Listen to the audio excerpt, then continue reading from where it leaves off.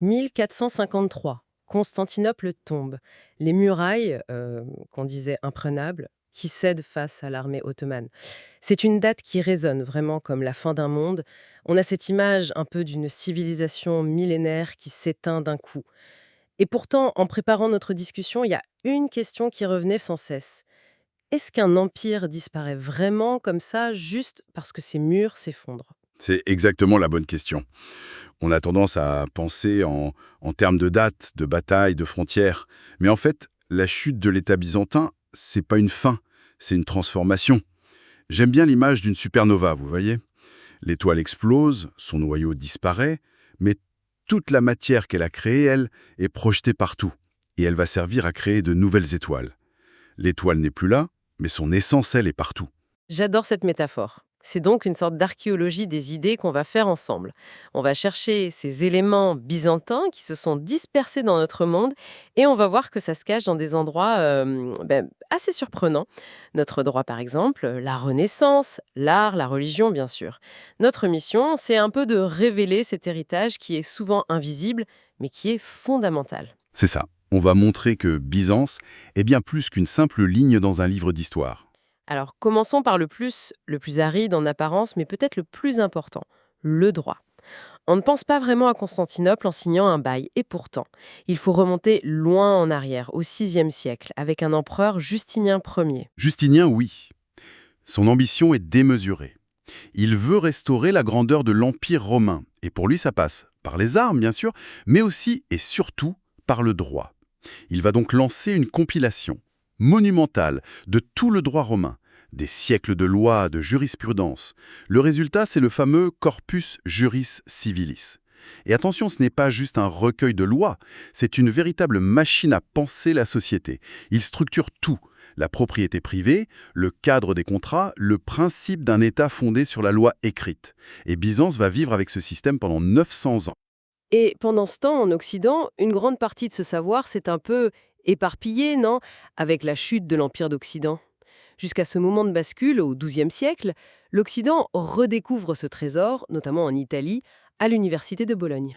C'est exactement ça. C'est comme si on retrouvait le manuel d'instruction. Le manuel d'une société complexe. Tout à fait. Et Bologne devient l'épicentre d'une révolution juridique. Des étudiants viennent de toute l'Europe pour apprendre ce droit romain qui est si logique, si complet. Il devient la base du droit civil européen, mais aussi du droit de l'Église, le droit canonique. L'ADN de nos systèmes de loi, il est là. Et il y a une anecdote dans les sources qui est juste dingue à ce sujet. On fait un bond de plusieurs siècles. Début du 19e, Napoléon. Il veut unifier la France avec un code de loi moderne, clair, le Code civil de 1804. Eh bien, les juristes qui le rédigent, leur principale source, leur structure mentale, c'est quoi? C'est le droit romain, tel organisé par Justinien. C'est une filiation directe.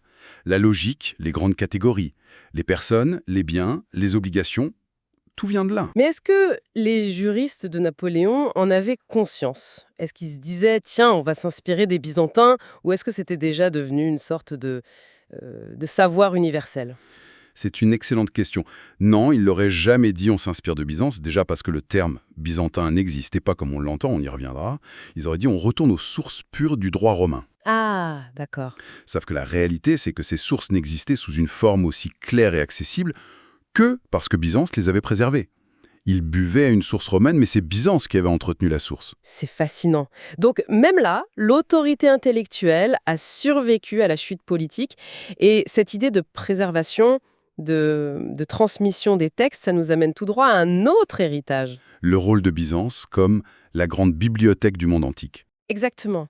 Il faut s'imaginer l'Europe de l'Ouest au Haut Moyen Âge. C'est instable, fragmenté, des bibliothèques brûlent, la connaissance du grec ancien se perd. Pendant ce temps, à Constantinople, dans les monastères, on mène un travail de fourmi. On copie. Un travail essentiel, oui, sans lequel on aurait perdu énormément de choses. Et les scribes byzantins n'ont pas fait que recopier, attention. Ils ont étudié, commenté, enseigné Platon, Aristote, Homère, Euclide. Sans eux, des pans entiers de la pensée antique auraient tout simplement disparu. Byzance, c'était la chambre forte du savoir grec. Et arrive 1453. La chambre forte est forcée. Et ce qui aurait pu être une catastrophe devient paradoxalement un catalyseur incroyable pour l'Occident. Des savants byzantins fuient la ville, et dans leur bagage, ils n'ont pas de l'or. Ils ont des manuscrits. Ils ont bien plus que de l'or. Ils apportaient des textes grecs originaux, souvent inconnus, ou alors connus via des traductions de l'arabe, parfois approximatives. Et surtout, ils apportent la maîtrise vivante du grec ancien et une méthode de lecture critique. C'est une injection de savoir pur qui arrive en Italie, pile au bon moment. C'est l'étincelle de la Renaissance. C'est une des grandes étincelles, oui. L'histoire du cardinal Bessarion illustre ça parfaitement. C'est un érudit byzantin qui devient cardinal catholique. Après la chute de la ville, sa mission, c'est de sauver cet héritage. Il rassemble une bibliothèque personnelle de plus de 800 manuscrits grecs, c'est colossal pour l'époque. C'est une collection inestimable. Et son grand geste, c'est de ne pas la garder pour lui. Il en fait don à la République de Venise. Mais pourquoi Venise, au fait? Qu'est-ce que cette ville avait de si particulier? Venise, à l'époque, c'est la porte de l'Occident sur l'Orient. C'est une puissance maritime, commerciale, mais aussi culturelle. Il y avait une grande communauté grecque, des imprimeries. Bessarion a vu en Venise un lieu sûr, un lieu capable non seulement de préserver ses textes, mais aussi de les diffuser. Et ce don? Ce don, c'est le noyau de la Bibliothèque Marciana de Venise, une des plus grandes bibliothèques de la Renaissance, qui existe toujours. Sans ce geste d'un érudit byzantin hanté par la chute de son monde, qui sait comment on lirait Platon aujourd'hui? C'est fou. On a donc les lois, les idées. Mais Byzance, c'est aussi une esthétique, une image incroyablement puissante. Quand on dit Byzance, on voit de l'or, des coupoles, des icônes. Cet héritage-là, il n'est pas invisible du tout. Non, là, on est dans le concret, le visible. L'art byzantin a une signature très forte, parce que son but n'est pas d'imiter le réel. Il veut le transcender, montrer le monde spirituel. D'où les fonds dorés sur les mosaïques, qui ne sont pas le ciel, mais la lumière divine, éternelle. D'où ces personnages un peu allongés, stylisés. Exactement. On ne représente pas le corps périssable, mais l'âme, la sainteté. Et en architecture, il y a un monument qui écrase tous les autres, j'imagine. On est obligé de parler de Sainte-Sophie. On est obligé. Sainte-Sophie, consacrée en 537, c'est une révolution. Le défi technique était fou. Poser une immense coupole ronde sur une base carrée. Et les architectes ont réussi ce tour de force qui donne l'impression que la coupole flotte dans les airs. L'intérieur est pensé pour que la lumière soit le principal matériau de construction. C'est absolument unique. Quiconque a eu la chance d'y entrer ressent ça, même aujourd'hui. On entre et on se tait. Il y a une échelle, une lumière qui nous dépasse complètement. C'est ça, la puissance intacte de cet héritage. Absolument. Et ce modèle va avoir une postérité incroyable. Il inspire des milliers d'églises dans les Balkans, en Russie. Mais le plus ironique, c'est que les conquérants ottomans eux-mêmes vont être subjugués. Quand ils vont construire leur grande mosquée impériale à Istanbul, leur modèle, ce sera Sainte-Sophie. La mosquée bleue, c'est un dialogue direct avec Sainte-Sophie. L'ADN architectural de la ville reste byzantin. Et cette continuité, on la retrouve aussi dans la foi. Il y a cette histoire incroyable de l'icône du Christ Pantocrator du monastère Sainte-Catherine dans le Sinaï. Elle date du VIe siècle, de l'époque de Justinien. Et aujourd'hui, 1500 ans plus tard, elle est toujours un objet de vénération. C'est une connexion ininterrompue. C'est vertigineux, oui. C'est une œuvre d'art qui est toujours en service actif, si on peut dire, un millénaire et demi plus tard. Et ça montre bien que, sur le plan spirituel en fait, la rupture n'a jamais vraiment eu lieu. On pourrait presque dire que, de ce point de vue, Byzance n'a pas disparu du tout. C'est tout à fait juste. L'Empire byzantin était le berceau de l'Église orthodoxe. Il a tout façonné, la liturgie, la théologie, l'art. Alors quand l'empereur disparaît en 1453, on pourrait penser que l'Église va s'effondrer avec lui. Mais il se passe tout le contraire. Et c'est une décision du conquérant lui-même, du sultan Mehmed II. On s'attendrait à ce qu'il veuille tout raser, mais non. Au contraire, dès 1454, à peine un an après la conquête, il rétablit le patriarcat orthodoxe. Attendez, mais pourquoi? Ça semble complètement contre-intuitif. Le vainqueur qui aide à préserver l'institution du vaincu? Pour une raison très pragmatique. L'Empire ottoman est multireligieux. Mehmed II a besoin d'un interlocuteur pour gérer des millions de nouveaux sujets orthodoxes.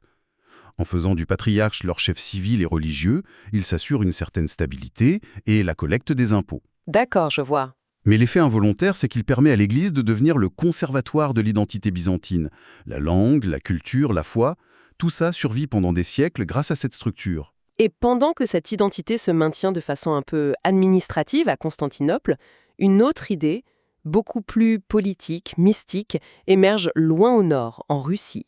L'idée de Moscou, troisième Rome. Oui, et c'est un concept qui va être au cœur de l'idéologie impériale russe. Il est formulé au début du XVIe siècle par un moine, Philoté de Pskov. Sa formule est célèbre. 2 Roms sont tombés. La troisième se tient debout, et il n'y en aura pas de quatrième. Qu'est-ce que ça veut dire concrètement? La première Rome, c'est Rome, tombée aux mains des barbares et, selon eux, dans l'hérésie catholique. La deuxième, c'est Constantinople, la nouvelle Rome, tombée aux mains des infidèles. La troisième, c'est donc Moscou, qui se voit comme la dernière gardienne de la vraie foi orthodoxe et donc l'héritière légitime de l'Empire. Et ce n'est pas qu'une idée en l'air, il y a des actes symboliques très forts. Oui, le grand prince de Moscou, Ivan III, épouse Sophie Paléologue, qui est la nièce du tout dernier empereur byzantin. C'est une façon de créer un lien de sang. Exactement. Et il adopte l'aigle à 2 têtes, le symbole par excellence de l'Empire byzantin. Un symbole qu'on retrouve encore aujourd'hui sur les armoiries de la Russie. C'est une véritable propriation de l'héritage. L'empire politique renaît symboliquement à Moscou. Spirituellement et idéologiquement, oui. Attendez, je vous arrête, parce qu'en parlant de tout ça, de cet empire, il y a un détail dans les sources qui m'a complètement bluffé. Le mot byzantin. Ils ne l'ont jamais utilisé, n'est-ce pas? Jamais. C'est un des plus grands malentendus de l'histoire. Les habitants de cet empire, que nous appelons byzantins, ne se sont jamais, mais alors jamais, appelés comme ça. Mais comment ils s'appelaient alors? Ils s'appelaient des Romains, Romaioi en grec. Pour eux, il n'y avait eu aucune rupture. L'Empire romain avait juste continué, avec sa capitale à Constantinople. Ils étaient l'Empire romain. Point. Donc empire byzantin, c'est une invention? C'est une étiquette, inventée par un historien allemand au XVIe siècle, bien après la fin, pour faire la distinction avec l'Empire antique. Ça change toute la perspective, et ça explique peut-être pourquoi l'Occident a longtemps eu une image assez négative de Byzance. On l'a vu comme une version décadente, compliquée de Rome. Exactement. Le mot byzantin est devenu péjoratif. On parlait d'un empire figé, trop religieux, une vision très influencée par les Lumières. Il a fallu attendre le XXe siècle pour que les historiens réévaluent complètement cette vision et reconnaissent son incroyable résilience. Plus de 1000 ans, et son rôle fondamental de passeur de culture. Donc si on résume, l'État s'effondre en 1453. Ça, c'est un fait. Mais on vient de voir que son droit a servi de modèle à nos lois. Ses savants ont nourri la Renaissance, son art a inspiré des églises et des mosquées, et sa foi structure encore la vie de millions de gens. On en revient à la supernova. Byzance ne meurt pas, elle se métamorphose. Ce n'est plus un empire de murailles, mais un empire d'idées, de formes, de croyances, et qui sont, profondément inscrites dans notre monde. Souvent, sans qu'on le sache. Très souvent sans qu'on le sache, oui. Son héritage est partout. Et sa plus grande victoire, finalement, c'est peut-être d'avoir survécu bien au-delà de sa propre mort. Ce qui nous laisse avec une question pour la suite. Qu'est-ce qui définit vraiment la survie d'une civilisation? Est-ce que ce sont ses frontières, son état, ou est-ce que c'est la persistance de ses idées, capables de voyager à travers les âges et de continuer à façonner le monde, bien après que leurs créateurs ont disparu?